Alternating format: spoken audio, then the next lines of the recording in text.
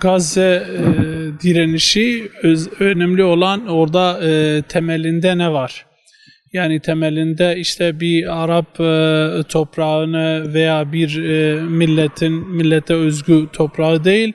Bugün bütün ümmetin malı olan, bütün ümmetin ortak haremi olan, ortak manevi değer alanı olan Mescid-i Aksa'nın korumasını burada görmek lazım. Filistin mücadelesi de en büyük gücünü de zaten buradan almaktadır. Yani çünkü biz evet Kur'an-ı Kerim'e baktığımız zaman Mescid-i Aksa'nın Allah tarafından önemli kılındığını görebiliyoruz. Peygamber Efendimizin hayatına baktığımız zaman aynı şekilde Peygamberimizin aleyhissalatü vesselam İsra ve Miraç olayında buraya gittiğini ve buradan yola çıktığını, hadislerde özellikle burayı ziyaret edin, buraya önem verin, buraya işte ışığı için kandil, zeytin, yağ göndermenin ışıklandırılması için diye bütün bunları biz topladığımızda evet İslam'ın oraya ne kadar önem verdiğini biz görebiliyoruz. Ayrıca işin zıttına da baktığımız zaman bugün yeryüzünde insanlığın başına en büyük bela olan Siyonistlerin, Yahudilerin orada ne kadar kirli bir oyun oynadıklarını, ne kadar büyük bir vahşet sergilediklerini görebiliyoruz. Tabii ki oradaki Şeyh Ahmed Yasin başta olmak üzere Şehit İsmail Haniye, Şehit Yahya Sinvar, Şehit Ebu Ubeyde ve oradaki bütün liderler, bütün mücahitler, bütün direniş büyüğüyle, küçüğüyle, alimiyle, kadınıyla bütün bir millet bu işin, bu kutsiyetin, bu önemin farkındadırlar. Ve en büyük enerjiyi, en büyük gücü buradan almaktadırlar. Yani çocuklarından beri mücadele içerisinde yani Siyonistlerin bu vahşetini göre diyorlar ve bu yükün ağırlığını da biliyorlar. Hatta mesela şöyle söyledikleri oluyor. Biz işte dünyanın herhangi bir yerine biz gidersek biliyoruz ki oradaki kardeşlerimiz tarafından çok değer göreceğiz. Çünkü biz hani Filistin halkı olduğumuz için. Fakat biz görevimizin farkındayız ve toprağımızı terk etmiyoruz. Biz görevimizden kaçmıyoruz ve mücadelemizi bırakmıyoruz diye bu bilinçle yetişiyorlar. Bu bilinci aslında kendilerinin yerine getirirken aynı zamanda bize de bu mesajı veriyorlar. İşin temelinde aslında biz Kur'an'dan gelen, siyerden gelen, sünnetten gelen mesajları gördüğümüzde evet Peygamber Efendimiz'e iktidadır bu. Yani Peygamber Efendimiz sallallahu aleyhi ve sellem aynı zamanda bir komutandı, aynı zamanda bir imamdı, aynı zamanda bir peygamberdi. Ve aleyhissalatü vesselam Allahu Teala ona vahfid cenahake limen ittaba'ake minel mu'minin. Yani sana tabi olan müminler için rahmet kanatlarını ger diye Allahu Teala ona söylüyor. Yani şefkatiyle, yani böyle halka üstünlük, milletine üstünlük göstererek değil, hizmet ederek daha çok hizmet anlayışıyla yaklaşımı. Yani Peygamber Efendimizin Reisul kavmi hadimuhum, bir milletin reisi onların hizmetçisidir.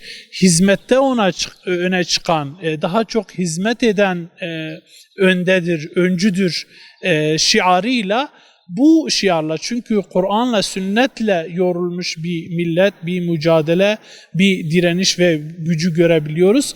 Onun için yani dünyanın şaşırdığı nokta aslında burasıdır. Yani Şehit Yahya Sinvar işte yer altında, tünellerde, saklı yerlerde beklenirken mücadelenin en ön safında mücadele ederken şehit oldu. Ve dünya buna tanıklık etti ve insanlar hayret ederek, yani dünya tarihinde yüzyıllar boyunca böyle en ön safta mücadele eden bir liderin görülmediği.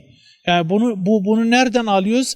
Sahabe anlatıyor, Peygamber Efendimiz sallallahu aleyhi ve sellem savaş şiddetlenince diyor Resulullah aleyhissalatü vesselam geriye tek bir adım bile atmamış ve tam tersi ileriye dönük Resulullah Aleyhisselatü Vesselam adımını atmış ve Müslümanları teşvik etmiştir.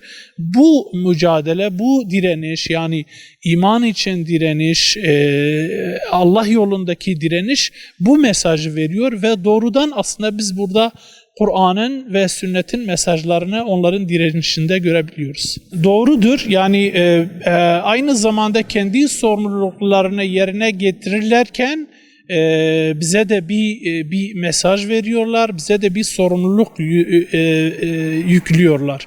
Yani şöyle diyebiliriz, asr-ı saadetin günümüz formatıdır bu. Yani asr-ı saadeti günümüze, yani Bedir'i, Uhud'u, Hendek'i, bütün Peygamberimizin bütün mücadelesini aslında bu mücadele içerisinde görebiliyoruz. Bu ne demek? Müslümanlık budur, iman budur, imanın gereği budur. Yani mukaddesat uğruna, küfür mücadele uğruna her Müslümanın yapması gereken budur. Bu direnişi aşılıyorlar ve elhamdülillah bunun yansımasını da bütün dünyada biz görebiliyoruz. Yani bugün evet Hamas bir simgedir. İslam alemi için Hamas bir direniştir. Hamas Avrupa'ya imanın kapılarını aralıyor. Hamas Amerika'da seçim sonuçlarını etkileyebiliyor. Hamas Afrika'da Müslümanların sömürgeye karşı direnişlerini, mücadelelerini tetikliyor. Biz bunun yansımasını da görebiliyoruz. Evet, biz üzerimize düşeni, yapmamız gerekeni tam olarak yapıyor muyuz? Hayır. Yapmamız, kat etmememiz gereken daha çok şey var. Bu bilinci öncelikle bizim bunun farkına varmamız gerekir ki aynı zamanda nesillerimize de bunu yansıtalım.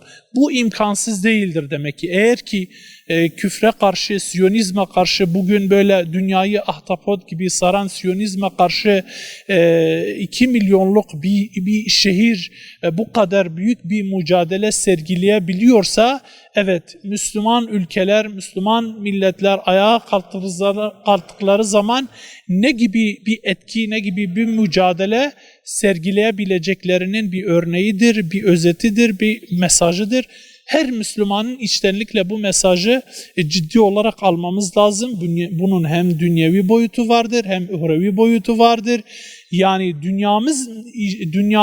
dünyadaki huzurumuz için bile düşünürsek bu mecburi bir mücadeledir ve aynı zamanda ahiretteki kurtuluşumuz için, mesuliyetimizi yerine getirmemiz için düşünürsek aynı zamanda bu olmazsa olmazdır. Allahu Teala'nın bize farz kıldığı bir görevdir. Sizden de Allah razı olsun. Allahu Teala farkına varanlardan eylesin. Allahu Teala o mücadeleyi onlar gibi bizim çocuklarımızın da onların çocukları gibi bu bilince sahip olmalarını nasip etsin. Allah razı olsun.